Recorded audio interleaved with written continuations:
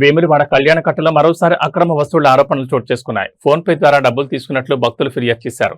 రాజన్న సిరిసిల్ల జిల్లా వేములవాడ శ్రీ రాజరాజేశ్వర స్వామి ఆలయంలోని కళ్యాణకట్టలో భక్తుల నుంచి అక్రమంగా డబ్బులు వసూలు చేస్తున్నారన్న ఆరోపణలు మరోసారి వెలుగులోకి వచ్చాయి.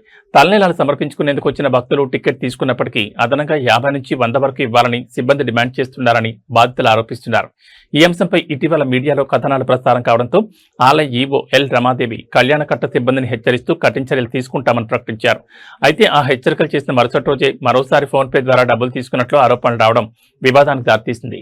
వరంగల్ జిల్లాకు చెందిన హసీనా యాకూబ్ బాషా దంపతులు మొక్కుబడి చెల్లించుకునేందుకు వేములవాడకు రాగా టికెట్ తీసుకున్నప్పటికీ అదనంగా 50 రూపాయలు ఇవ్వాలని సిబ్బంది డిమాండ్ చేశారని తెలిపారు.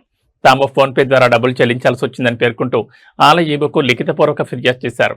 డబ్బులు ఇవ్వకపోతే కొందరు సిబ్బంది దురుసుగా ప్రవర్తిస్తున్నారని, భక్తులను ఇబ్బందులు గురిచేస్తున్నారని పలువురు భక్తులు ఆవేదన వ్యక్తం చేస్తున్నారు.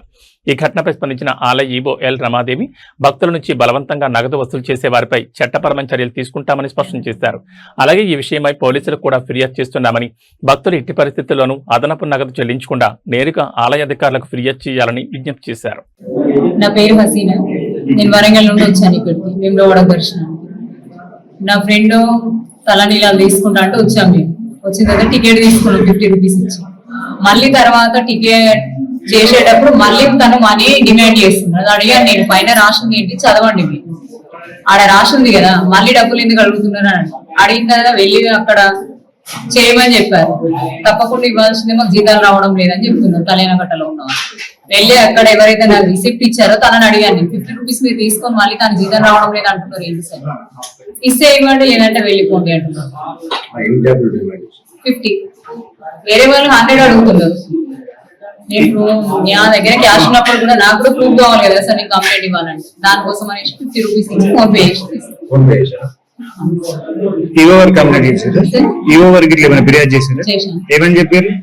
జరిగిన విషయం ఇప్పుడు మీకు చెప్పిందే చెప్పాను.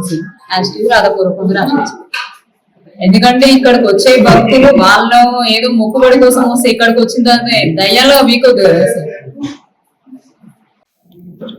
మీ అందరికీ తెలుసు, కళ్యాణకట్ట 2లో అంటే కాంట్రాక్టర్ ద్వారా SBI పాత బ్యాంకు బ్రాంచ్ దగ్గర నడుపుతున్నటువంటి కళ్యాణకట్టలో ఇప్పుడే ఒక భక్తురాలు కంప్లైంట్ ఇవ్వడానికి వచ్చారు. అందులో ఒక వ్యక్తి డబ్బులు డిమాండ్ చేశాడని, దానికి సంబంధించి కంప్లైంట్ ఇవ్వడానికి వస్తే వివరాలన్నీ పూర్తిగా తెలుసుకున్నాము. వారికి సంబంధించినటువంటి డీటెయిల్స్, మరి ఎవరైతే డబ్బు డిమాండ్ చేశారో వారి పేర్లు తీసుకొని ఇప్పుడే మేము లోకల్ పోలీస్ స్టేషన్లో కంప్లైంట్ ఇవ్వాలనుకుంటున్నాము. ఆ కంప్లైంట్ కూడా ఇప్పుడు రెడీగా ఉంది. ఆ కంప్లైంట్ ఫైల్ చేస్తాము. అయితే దీనికోసమని భక్తులకు కూడా విజ్ఞప్తి చేస్తున్నాము.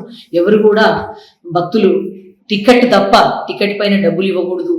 అలా ఇచ్చినట్టయితే మనం కూడా నేరం చేసిన వాళ్ళం అవుతాం. కాబట్టి ఖచ్చితంగా మీరు డబ్బులు ఇవ్వకండి. అక్కడ బోర్డు మీద రాసుంది, టికెట్ మాత్రమే టికెట్ తీసుకోవాలి. టికెట్ పద్ధతి ప్రకారంగా తీసుకున్న తర్వాత వారికి ఎటువంటి డబ్బులు చెల్లించరాదని బోర్డులు పెట్టడం జరిగింది, రాయించడం జరిగింది. మైక్ కూడా అనౌన్స్మెంట్ చేస్తున్నాం. కాబట్టి తప్పనిసరిగా మనం డబ్బు ఎవరికి ఇవ్వకూడదు. నా యొక్క పర్సనల్ విజ్ఞప్తి, దయచేసి అట్లాంటి డబ్బు ఇచ్చి ఎంకరేజ్ చేయకండి. దేవస్థానం పరువు ప్రతిష్టలు ముఖ్యం కాబట్టి ఖచ్చితంగా ఇప్పుడు ఎవరైతే అట్లాంటి పనులు చేసినట్టయితే వారిపైన ఖచ్చితమైన క్రిమినల్ యాక్షన్ తీసుకోబడుతుంది.